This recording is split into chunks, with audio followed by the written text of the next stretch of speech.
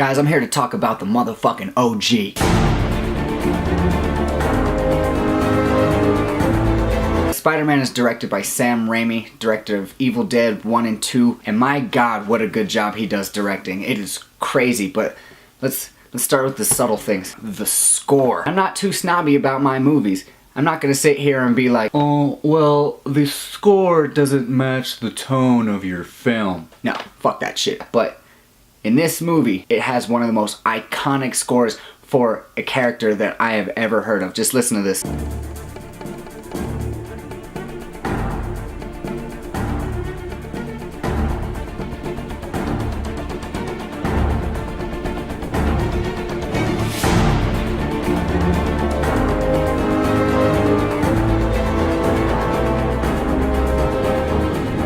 I hear that music and I think Spider-Man. That is the first thing that comes to mind. For me, at such a young age, to just be able to hear a piece of music and know exactly what movie it came from, I feel like that's how you know that is an iconic score, because you don't have scores like that every day. It doesn't just come across, like, scores in movies are a dime a dozen, but when you hear something like that, it just sticks with you. Guys, Spider-Man stars Tobey Maguire as Spider-Man, Kirsten Dunst, aka Snaggletooth, as Mary Jane Watson, and Willem Dafoe as the Green Goblin. Willem Dafoe's performance as the Green Goblin is probably one of the best villain performances that we've got. Like, you can see how much he actually cares about the role and how much he wants to be there. Does he go over the top a little bit?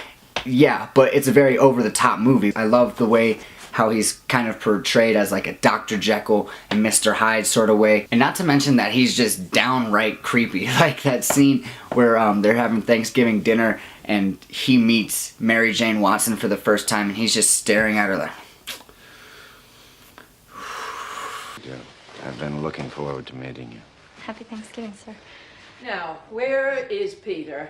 He better have remembered that cranberry sauce.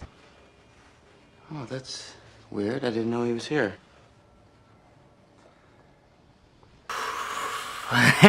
He's a fucking creep. He does such a great job. It's amazing. Just the casting in general in this movie is nothing short of amazing, honestly. Tobey Maguire as Spider-Man is the best Spider-Man that we've had so far. Kirsten Dunst as Mary Jane Watson. Now, is she this fine-ass girl like Mary Jane Watson is supposed to be? No, but I feel like it makes the film more believable. If it was Megan Fox getting with Tobey Maguire at the end of Spider-Man, you'd just be like, nah, like, you still wouldn't believe it. But since it's Kirsten Dunst, you take two sevens, put them together, and it seems like some very believable shit. So I love Kirsten Dunst as Mary Jane. Tobey Maguire as Spider-Man, I feel, is the better Spider-Man of the two, because I feel like he fully understands who the character is. Now, is he as jokey and whatnot as he should be? No, he's not. But when he's Peter Parker, he kills the shit. All the way down from his mannerisms to his body language. Like, he is just this awkward, quirky teenager, and he just doesn't know where to fit in, man. It's amazing. You could just see it in his face. He doesn't know what the fuck to do. J.K. Simmons as J. Jonah, J.K. Simmons as J. Jonah, whoa, fuck, son of a... J.K. Simmons as J. Jonah Jameson is like the best thing about this movie. Well, it's not the best thing, but it's one of the best things about this movie. He says, "You want a job? A job is what you want?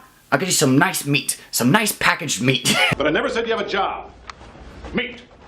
I'll send you a nice box of Christmas meat. Best I can do. Get out of here. Now, I don't know if this is Sam Raimi's doing. I don't know who cast Macho Man Randy Savage as Bonesaw in this movie, but that is hands down some of the best fucking casting I have ever seen. Oh yeah! You're going nowhere. I got you for 3 minutes. 3 minutes of playtime. time. The shit is amazing. I don't know what table, I don't know where they were at, where they were just like, you know what? You know who's gonna play Bonesaw? Motherfucking Macho Man Randy Savage. I can't stress enough how good the casting is in this goddamn movie. I said it before and I'm gonna say it again. I want to talk about my favorite thing about this movie, and that is the story. The story in this movie is it's amazing. When you start off the movie, like the first thing the movie says is that this story is all about a girl. And so you would think by the end of the movie it's just gonna be some regular everyday shit, you know? Guy gets powers and then the girl ends up liking him because, you know, he's got the powers and whatnot. But It is so much better than that. I love it so much because this whole movie, the reason Uncle Ben got killed was because he was trying to get a car to impress the girl. The reason he got bit by the spider is because he was trying to take a picture of the girl. And so you get to the end and she's just expressing all this love that she has for him, and he turns that bitch down. I just love the way that the theme of this movie presents itself. Like, they speak of it once, great power becomes great responsibility, and then it doesn't really get brought up again all the way into the end. But when it gets brought up in the end, it really fucking packs a punch, man, because you don't think that that theme is actually being played constantly throughout the movie, but it really is, because when the Green Goblin finds out who Spider-Man is, then he starts attacking his family. And so through that, Peter learns that he can't have people know who he is, who Spider-Man is, because then his villains are gonna start attacking his family. And so he drops Mary Jane for that exact reason. He can be with her, he can love her up all he wants, but he knows that as soon as someone finds out that Spider-Man is Peter Parker, she's done. And so in order to save her life, he drops that bitch, because with great power comes great responsibility. Oh, God. This shit sustains me. I love that shit. God, the shit gave me goosebumps the last time I watched it, man. You don't understand. Wow, God. I got really worked up for that shit. I want to talk about Sam Raimi's directing, because it is some world-class shit that he's doing. You can tell the horror influence on this movie. Like, when Peter Parker first gets bit, it feels like a horror movie. Like, watch this scene.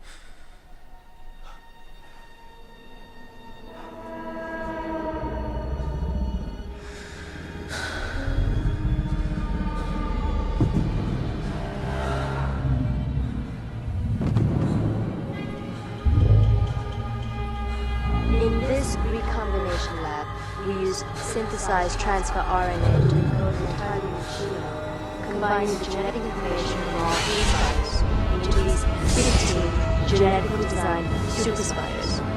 It's almost like someone getting like infected, like it's like some horror movie shit. I love the way how he uses the camera to float in between the city streets and in between cars, because it makes you feel like you are swinging as Spider-Man. It makes you feel you are with Spider-Man. That final shot of the very end of the movie is amazing. He's running off of walls and shit. He's fucking doing backflips, bringing himself off of cranes and shit. Like, it's amazing, man. And that shot alone right there is why when I was a kid, I used to just run through my house like pew, pew, pew, pew. Spider-Man is an A. It is an A across the board. If you haven't watched Spider-Man recently, go watch Spider-Man again, man, because it is great. I'm gonna get out Spider-Man 2 sometime this week. Baby Driver comes out this week, so that's gonna get done as well.